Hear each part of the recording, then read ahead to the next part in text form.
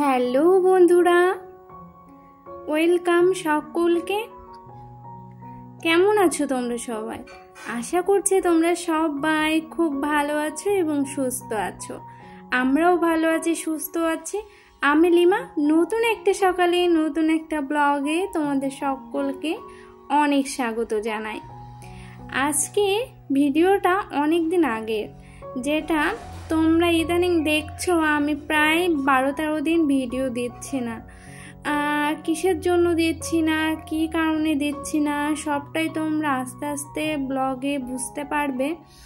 অবশ্যই আমি কোনো না কোনো ব্লগে তোমাদের শেয়ার করব, কিন্তু কি জানো তো, অনেক দিন পর তোমাদের কাছে যে আবার ফিরে আসতে পেরেছি, এটা ভেবেই আমি অনেকটা খুশি। আর যেহেতু আজ অনেক দিন পর ভিডিও দিচ্ছি, তাহলে ভিডিওটা স্কিপ না করে দেখো কিন্তু বন্ধুরা। আশা করছি তোমাদের ভালো লাগবে।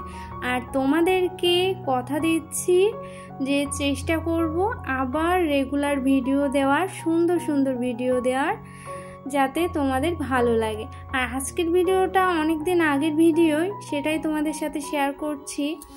আর তাই আজ কী বার সম্ভবত আমার ঠিক মনে নেই, কিন্তু ভয়েসটা আজ দিচ্ছি বলে আজকের ডেটটাই তোমাদেরকে বললাম। আজ হচ্ছে কী বার বলো তো? আজ হচ্ছে শুক্রবার। শুক্রবারের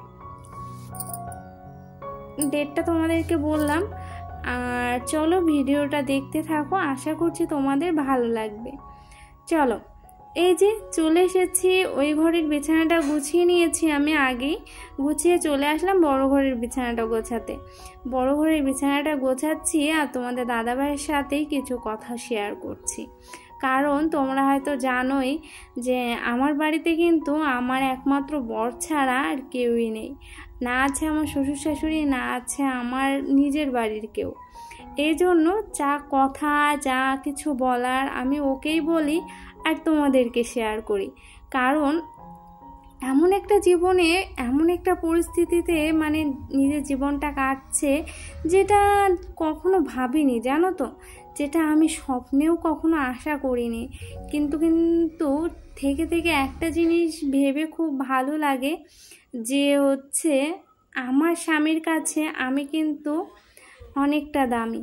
আমার স্বামীর কাছে আমি কিন্তু রাজরানীর মতো আছি, আমার কোনো কিছুর অভাব নেই। আমার হাজবেন্ড মানে তোমাদের দাদা ভাই আমাকে সব সময় আমি যেটা চাই, আমি না চাইলেও আমার সামনে সেটা হাজির করার চেষ্টা করে। কিন্তু আমার তো চাহিদাগুলোই খুব ছোট ছোট।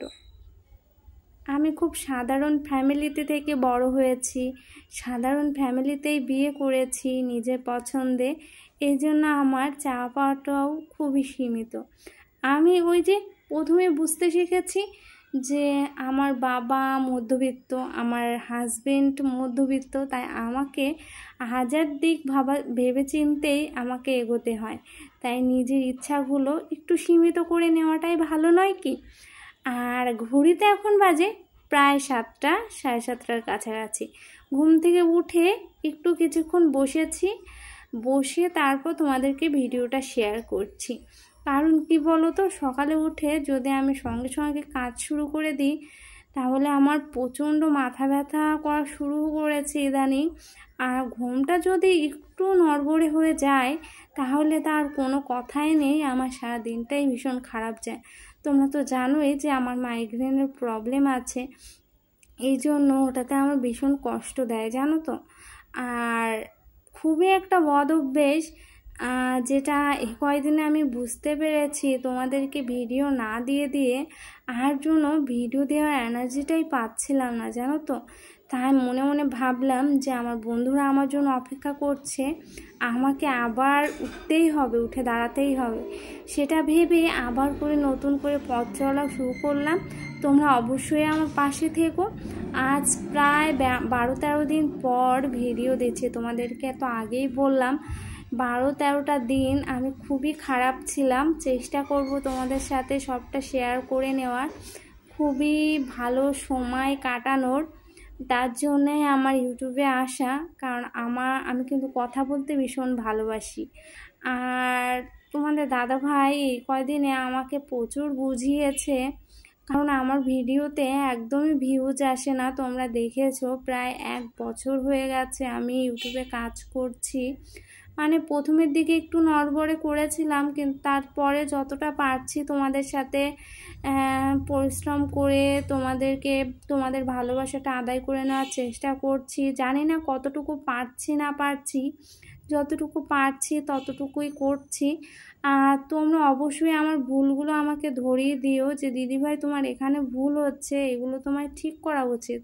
আমি চেষ্টা করব, জানো তো আমার তো ধরিয়ে দেওয়ার মতো কেউ নেই, আর আমার কাছে পিঠেও তেমন জিজ্ঞাসা করার মতো কেউ নেই তোমরা ছাড়া, যে আমার কোন জায়গাটায় প্রবলেম হচ্ছে যার জন্য মানুষ আমার ভিডিওগুলো এত কম দেখছে, আমার ভুলটা কোথায় হচ্ছে আমি এটা শুধু জানতে চাই। আমার জানার আগ্রহটা আছে, কিন্তু আমাকে কে বলবো বলো? আমি তো বুঝতেই পারছি না যে আমার ভুলটা কোথায় হচ্ছে, কিভাবে কাজ করলে আমি তাড়াতাড়ি সাফল্য পাবো। কারণ জীবনে আমার মতো মধ্যবিত্ত ফ্যামিলিতে একটু সাফল্য না পেলে না খুবই কষ্টকর জীবনটা চালানো। আর সবটাই তো বোঝো, ভাড়া বাড়িতে থেকে ভীষণই কষ্ট হয়ে যাচ্ছে তোমাদের দাদাভাইয়ের পক্ষে সবটা টেনে নিয়ে চলা। এজন্য ওর পাশে দাঁড়ানোর জন্য আমার যত কষ্ট আমি করছি, ওর পাশে একটু যাতে দাঁড়াতে পারি, যাতে একটু স্বস্তিতে বাঁচতে পারি দুজনে। আর এটাই জানো তো, জীবনে বেঁচে থাকার জন্যই তো এত কষ্ট, একটু ভালো থাকার জন্য, একটু মানে জীবনটাকে গুছিয়ে নেওয়ার জন্য, কিছু স্বপ্ন পূরণ করার জন্য তো আমাদের বেঁচে থাকা, তাই না? কিছু স্বপ্ন না থাকলে তো মানুষ বাঁচতে পারতো না, এই হিসেবেই সবটা। আর এই যে চলে আসলাম, ব্রাশ করে নিয়েছি, ব্রাশ করে চলে আসলাম, চুলটা একটু গুছিয়ে বেঁধে নিলাম, কারণ চুলটা সকাল থেকে দেখতেই পাচ্ছ পুরো অগোছালো হয়ে আছে, এই জন্য চুলটা বেঁধে নিলাম। নিয়ে সরি গো, আমি স্নান সেরে চলে এসেছি, তোমাদেরকে সেটা বলতেই ভুলে গেছি। আমি স্নান সেরে এসে চুলটা বেঁধে নিলাম, বেঁধে নিয়ে এই যে পুজো দিতে চলে এসেছি। পুজো দিতে আসলাম, পুজো দেওয়া আমার প্রায় কমপ্লিট। আর তোমাদের দাদাভাইকে একটু বাজার করে আনতে বলেছি, আসার সময় দেখি কি নিয়ে আসে, মাসকাবাড়ির বাজার বলতে পারো। কিছু করা হয়েছে, কিছু বাদ থেকে গেছে। এই যে তোমাদের দাদাভাই বাজার দিয়ে গেছে, দিয়ে আবার কাজে বেরিয়ে গেছে। এই যে এখানে আছে টোস্ট এনেছে, বিস্কুট এনেছে, তারপরে চিংড়ি মাছ হয় না, ছোট ছোট চিংড়িগুলো যেগুলো শুকিয়ে বিক্রি করে, ওই চিংড়ি শুটকিগুলো এনেছে, লেবু নিয়ে এসেছে, 2টা সাবান, ছোট সাবান নিয়ে এসছে, আটা নিয়ে এসছে, পোলাওয়ের চাল নিয়ে এসছে, কিশমিশ নিয়ে এসছে, তারপরে ছোলার ডাল নিয়ে এসছে, মুগের ডাল নিয়ে এসছে, তারপরে আরও অনেক কিছু নিয়ে এসছে, হলুদ নিয়ে এসছে, আর নুডলস নিয়ে এসছে 2 প্যাকেট, আর তার সাথে 2 প্যাকেট মুড়ি নিয়ে এসছে, আর নিয়ে এসছে আমলকি, আর নিয়ে এসছে হচ্ছে কাজু বাদাম।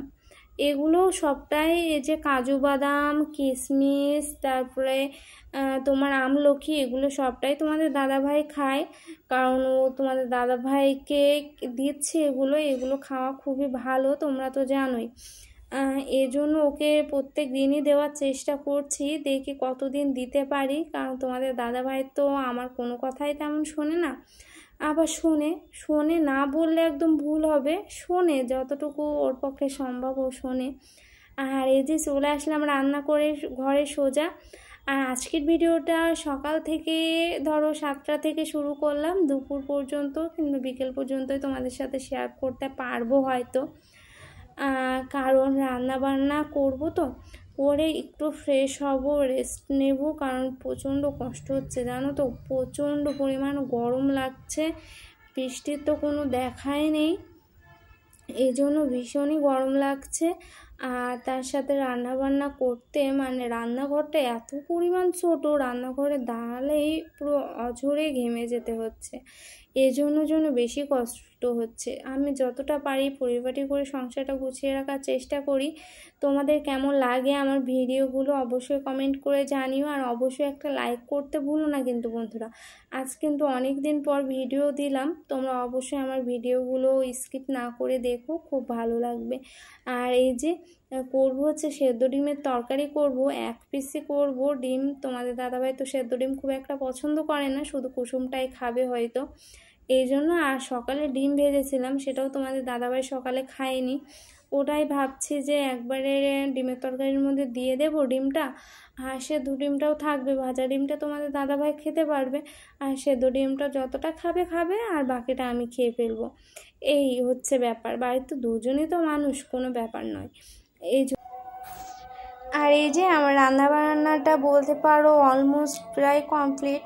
আর ডালটা করব, ডালটা আগে সেদ্ধ করে রেখেছি, ডালটা বসাবো, বসিয়ে দেখি কিছু জামা কাপড় ভিজিয়েছি তোমাদের দাদা ভাইয়ের, সেগুলো কাচতে যাব, তারপর একবার স্নানটা করে নেব। আর আজকের ভিডিওটা কেমন লাগলো অবশ্যই কিন্তু জানাতে ভুলো না, আর অবশ্যই পাশে থেকো, সাথে থেকো, আমার পথ চলার সঙ্গী হয়ে আমার পাশে থেকো। দেখা হচ্ছে নতুন একটা ভিডিওতে, ততক্ষণ সুস্থ থেকো, ভালো থেকো, টাটা বন্ধুরা।